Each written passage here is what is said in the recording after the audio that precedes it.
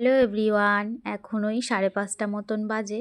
তো ঘুম থেকে উঠে ফ্রেশ হয়েই আগে কিন্তু ভাতটা বসিয়ে দিলাম।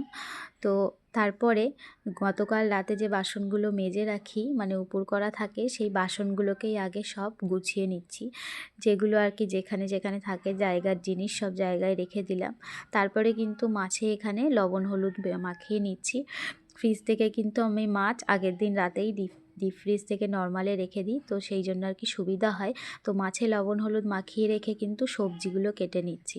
আজকে চাল কুমড়ো করবো। চাল কুমড়োটা কিন্তু গতকাল রাতে আমার বরকে দিয়ে দুভাগ করিয়ে রেখেছিলাম। তো এখন ধুয়ে ধুয়ে চাল কুমড়োগুলোকে ভালো করে কুচি করে নিচ্ছি।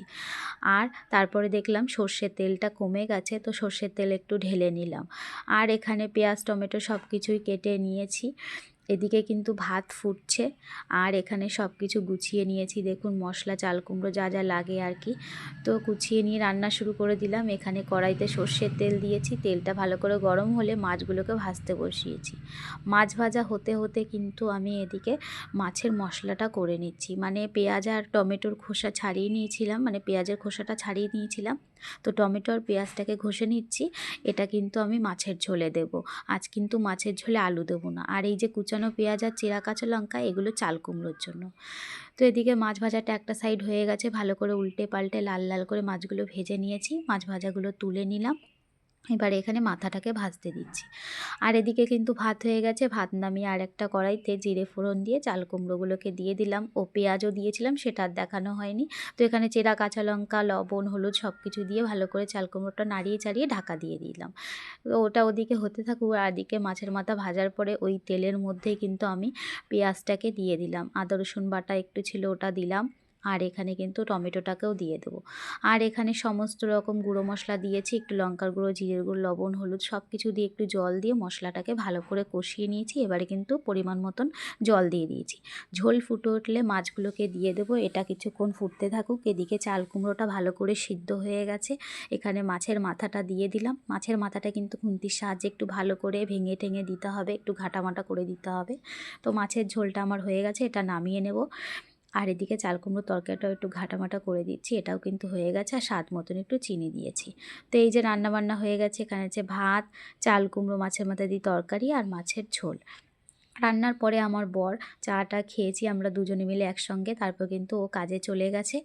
আর আজকে কিন্তু আর রুটি করিনি। তারপরে রান্নার পরে যে মানে সবথেকে দরকারি কাজ যেটা আর কি আমি যেটা আগে প্রথমেই করি, ওভেনটাকে পরিষ্কার করে নিই। প্রথমেই আগে সাবান দিয়ে স্কচব্রাইট দিয়ে ভালো করে ওভেনটাকে পরিষ্কার করে নিয়েছি। তারপর ভেজা কাপড় দিয়ে পরিষ্কার করে আবার কাপড়টাকে ধুয়ে আরেকবার মুছেছি। তারপরে কিন্তু আমি একটা শুকনো কাপড় দিয়ে, মানে শুকনো তোয়ালে মতন দিয়ে মুছে নিয়েছি। ওভেনের তলায় চারিদিকে জানলার কাছে তেল ছিটকে যায়, ওখানেও একটু পরিষ্কার করে নিয়েছি। তারপরে কিন্তু এখানে বাসন মেজে নিচ্ছি। এই যে ওভেনের যে ঝিকটিকগুলো সব কিছু ওগুলো রোজ রোজ মাজি না, মাঝে মাঝেই মাজি। তো যাই হোক, সব বাসনগুলো একে একে মেজে নিচ্ছি। তো এরপরেই কিন্তু আমি বাসন মেজে নিয়ে ঘরটাকে ঝাড় দিয়ে নেব। আর ছেলে এখনও ঘুমাচ্ছে। ছেলে মাঝে মাঝে ভোরবেলায় উঠে পড়ে, মাঝে মাঝে একটু বেলা করে ওঠে। ছেলে ঘুম থেকে উঠলে তারপরে কিন্তু ঘরটাকে মুছে নেব, বিছানা গুছাবো, তারপরে ঘর মুছবো। তারপরে স্নান পুজো রোজকারের যে কাজগুলো সেগুলোকে করে নেব। তো বাসন মেজে নেওয়ার পরে কিন্তু আমি এখানে সিঙ্কটাকেও ভালো করে পরিষ্কার করে নেব। কারণ বাসন যখনই আমি মাজি তখনই সিঙ্কটাকে ভালো করে পরিষ্কার করে নিই, নাহলে কেমন একটা লাগে। সিঙ্ক এই যে পরিষ্কার করে নিচ্ছি, তারপরে কিন্তু আমি এখানে স্ল্যাবটাকেও ভালো করে পরিষ্কার করে নেব।